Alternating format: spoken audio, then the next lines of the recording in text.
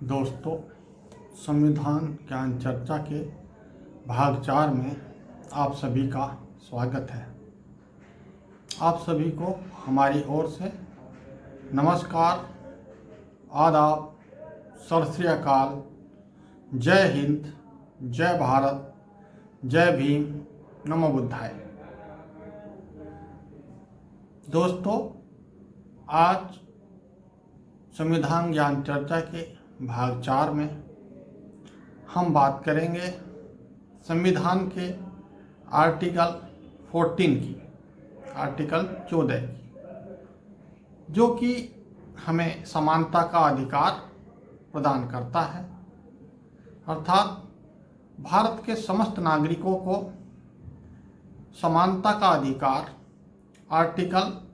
14 और 15 के आधार पर प्रदान किया गया है। उसी के संदर्भ में आज हम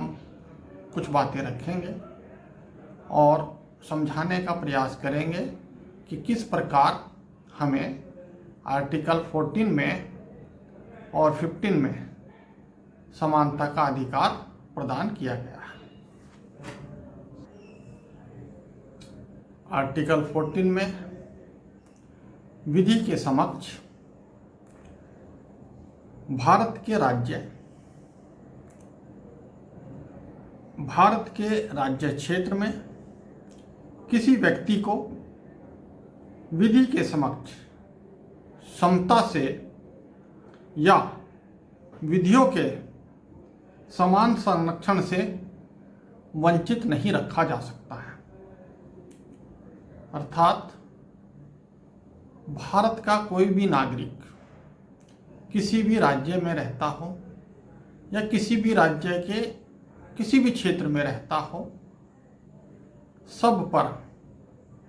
समान कानून, समान उसको अधिकार और समान उसको विधि के समक्ष समान समझा जाएगा। ये हमारा आर्टिकल 14 हमें भारत के नागरिकों को अधिकार प्रदान करता है। आर्टिकल 14 के बाद आर्टिकल 15 कहता है कि भारत के प्रत्येक नागरिक को धर्म, मूल वंश, जाति, लिंग, जन्म स्थान के आधार पर भारत के किसी भी राज्य या राज्य क्षेत्र में भेदभाव नहीं किया जाएगा। अर्थात भारत का प्रत्येक नागरिक वो किसी भी धर्म का हो, किसी भी मूल वंश का हो, किसी भी जाति का हो या उसका लिंग कोई भी हो या वो किसी भी जन्म स्थान को बिलोंग करता हो या जन्म स्थान उसका कुछ भी हो, इस आधार पर किसी के साथ भी कोई भेदभाव नहीं रखा जाएगा। इस आर्टिकल 15 में खंड 1 कहता है कि राज्य के किसी नागरिक के विरुद्ध केवल धर्म, मूल वंश, जाति, लिंग, जन्म स्थान या इनमें से किसी के आधार पर कोई भेदभाव नहीं किया जाएगा। ये आर्टिकल 15 का जो खंड 1 है वो उसमें वर्णित करते हैं कि भारत का कोई भी नागरिक होने दो, वो किसी भी राज्य का रहे, उसके विरुद्ध हम धर्म के आधार पर, मूल वंश के आधार पर, जाति के आधार पर, लिंग के आधार पर या जन्म स्थान के आधार पर किसी भी तरह का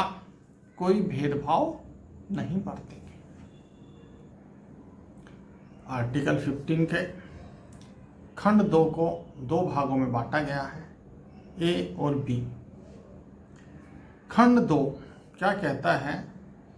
कि कोई नागरिक केवल धर्म, मूल वंश, जाति, लिंग, जन्म स्थान या इनमें से किसी के आधार पर उसे, अब आगे जो उसका ए है उसमें वर्णित करते हैं कि वह दुकानों, सार्वजनिक भोजनालयों, होटलों और सार्वजनिक मनोरंजन के स्थानों में प्रवेश या उपयोग करने की पूर्ण आज़ादी रखता है। अर्थात जो आर्टिकल 15 है उसका खंड 2 का जो ए पार्ट है वो इस बात को सुनिश्चित करता है कि भारत का प्रत्येक नागरिक किसी भी ऐसे स्थान पर जा सकता है या कहीं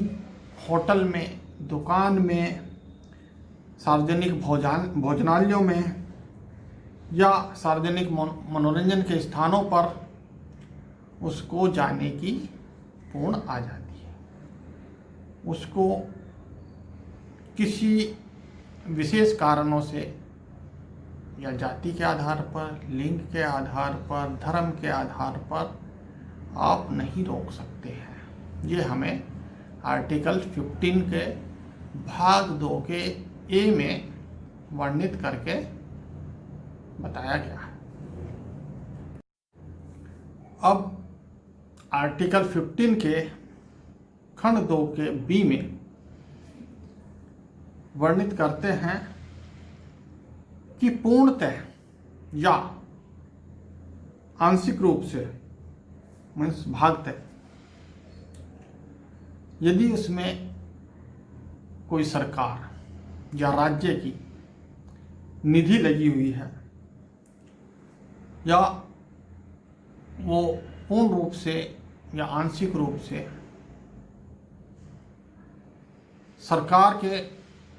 खर्चे पर, स्पष्ट शब्दों में सरकार के पैसे से पोषित है, ऐसे जगहों पर जैसे साधारण जनता के प्रवेश के लिए वह हमेशा समर्पित रहेगा। इन चीज़ों को चिन्हित किया गया है। जैसे वो कुएं हो सकते हैं, तालाब हो सकते हैं, स्नानाघाट, सड़कें और सार्वजनिक समागम के स्थानों के उपयोग की सभी को समान स्वतंत्रता प्रदान करता है।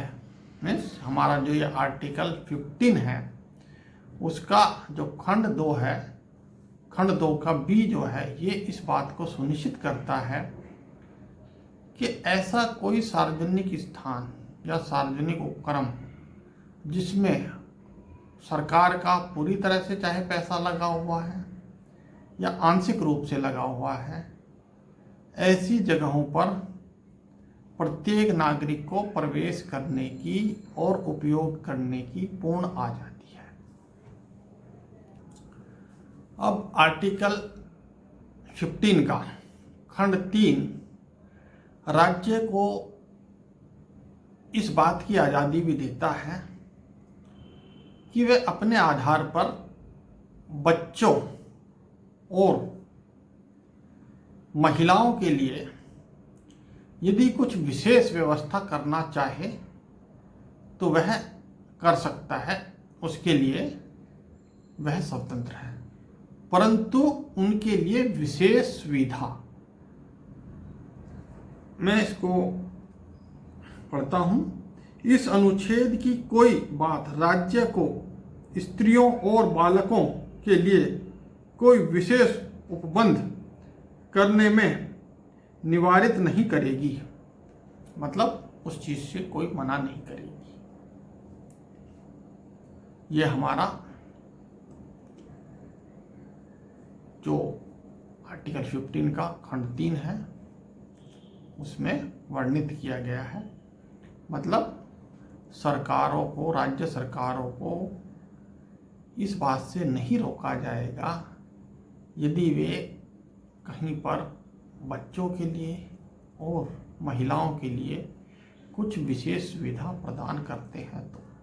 वो विशेष सुविधा प्रदान करने के लिए पूर्णतः स्वतंत्र हैं। वहाँ पर ऐसी व्यवस्था स्थापित कर सकते हैं जिससे कि बच्चों को और महिलाओं को सुविधा हो या उनके हक में हो। इस बात की आज़ादी हमें संविधान का आर्टिकल 15 का खंड 3 प्रदान करता है राज्यों के द्वारा। अब आर्टिकल 15 का जो खंड 4 है ये बहुत ही महत्वपूर्ण है, क्योंकि इसमें संविधान इस बात को सुनिश्चित करता है कि इस अनुच्छेद को या अनुच्छेद के 29 के खंड 2 को कोई बात राज्य को सामाजिक और शैक्षणिक दृष्टि से पिछड़े नागरिकों के किन्हीं वर्गों की उन्नति के लिए या अनुसूचित जातियों और अनुसूचित जनजातियों के लिए कोई विशेष उपबंध करने से निवारित नहीं करेगा। अर्थात प्रत्येक राज्य को अपने यहाँ जो कुल आबादी है, यदि उसमें से कुछ आबादी कमज़ोर है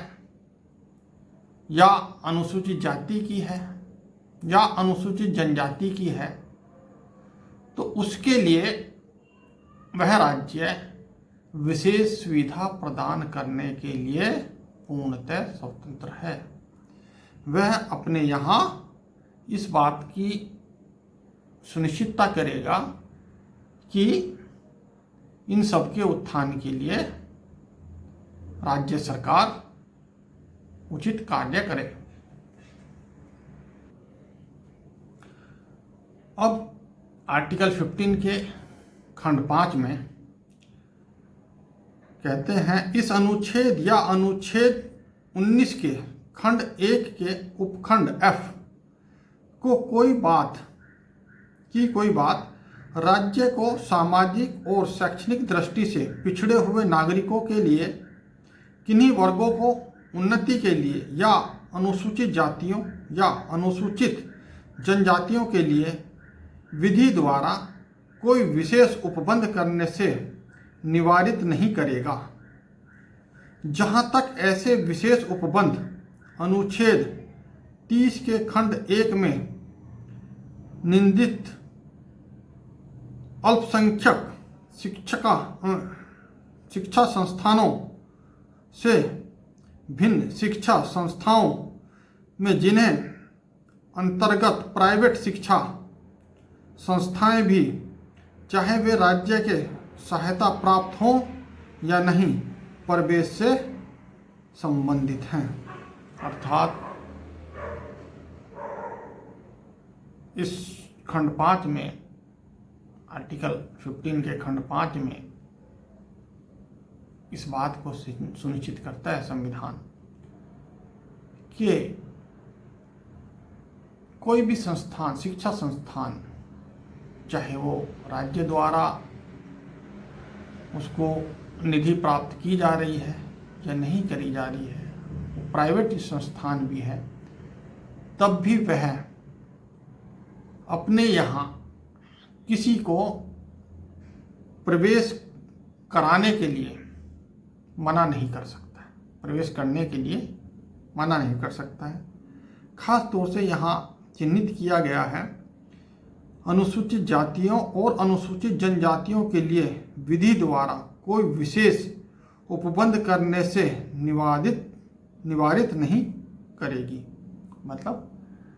कोई इस तरह की अगर वहाँ पे कोई सुविधा प्रदान करते हैं तो उसमें किसी भी तरह की कोई बाधा नहीं आनी चाहिए। ये सरकार इस बात की सुनिश्चित करती है, हमारा संविधान। दोस्तों, आज की वीडियो को ज़्यादा लंबा ना करते हुए हम यहीं पर विराम करते हैं। आप सभी को हमारी ओर से नमस्कार, आदाब, सत श्री अकाल, जय हिंद, जय भारत, जय भीम, नमो बुद्धाय।